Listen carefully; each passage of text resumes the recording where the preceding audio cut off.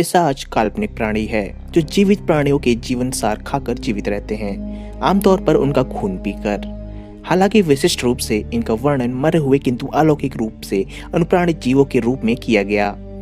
कुछ अप्रचलित परंपराएं विश्वास करती थी पिशाच रक्त चूसक जीवित लोग हैं। लोक कथाओं के अनुसार पिशाच अक्सर अपने प्रियजनों से मिला करते थे और उनके जीवन काल में जहां वे रहते थे वहां के पड़ोसियों को अनिष्ट अथवा उनकी मृत्यु के कारण बन जाते थे।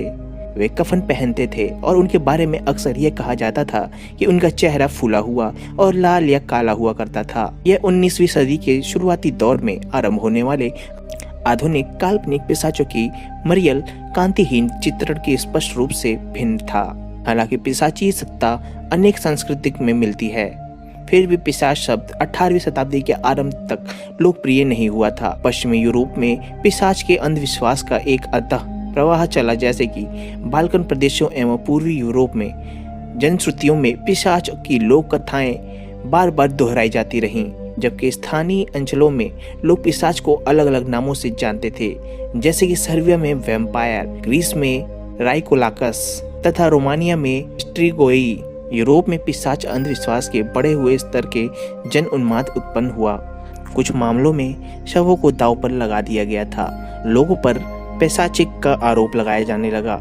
आजकल पिशाच आमतौर पर कल्पित सत्ता के रूप में समझे जाते हैं।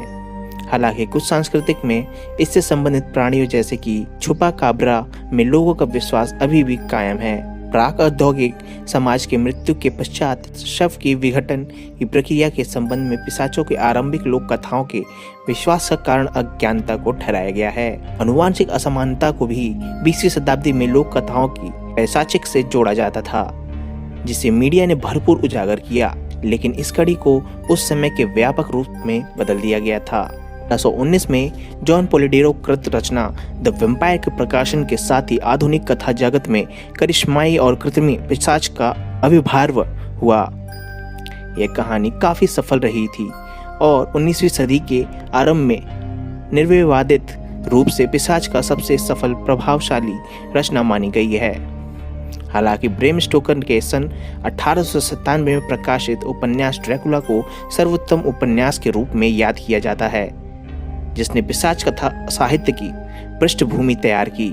इस पुस्तक की सफलता ने पुस्तकों, फिल्मों, वीडियो गेम्स और टेलीविजन शो के जरिए एक विशिष्ट पिशाच शैली के जन्म दिया था, जो 21वीं सदी में अभी भी लोकप्रिय है। अपनी विशिष्ट संन्यास की शैली में पिशाच एक प्रभावशाली चित्र है। तो दोस्तों, आपको ये वीडियो कैसी लगी हमें कमेंट बॉक्स में कमेंट करके जरूर बताएं। धन्यवाद दोस्तों। जय हिंद, जय भारत।